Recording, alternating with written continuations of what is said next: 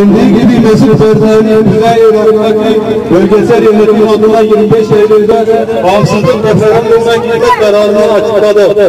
Irak'taki çok ciddi iç sorunlar varken alınan bu karar bölgedeki kaosu daha da derinleştirecek. Referandumdan ne karar çıkarsa çıksın bölgeye sızlar getirmesi mümkün değil. Aksine bölgede yeni çatışma alanları açılacak. 1938 Münih Anlaşması sonrasında yaşananların bir benzeri bu defa Orta Doğu'da daha kanlı bir biçimde cereyan edecek. Öncelikle Irak Türklerinin ayrılma talebi self-determinasyon açısından meşru değil.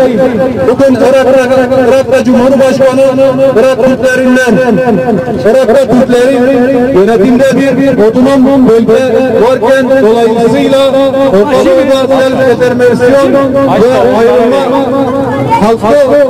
hakkı kılacak herhangi bir durum yok.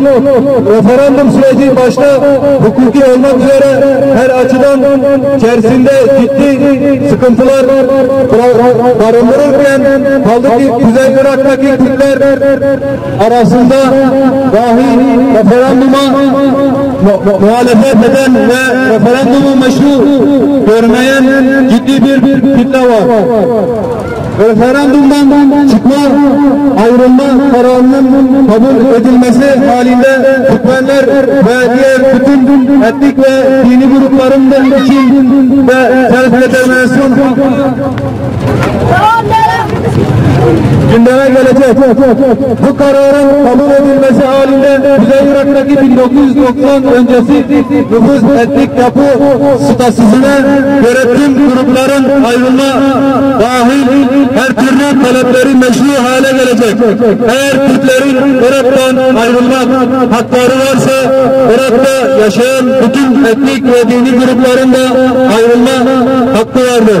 Bugün benzeri ve müttefikleri kontrol ettiği ve bağımsızlık ilan etmek istediği topraklar tarihsel olarak Türkmenlere aittir.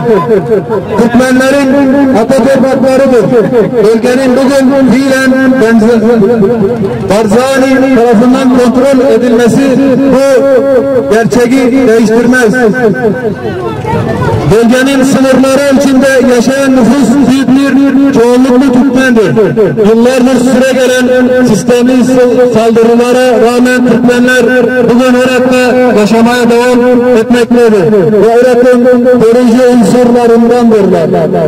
Biz de Suriye Türkmenleri olarak kavim kardeşimiz Irak Türkmenlerinin her koşul altında yanında olduğumuzu duyurmak istiyoruz.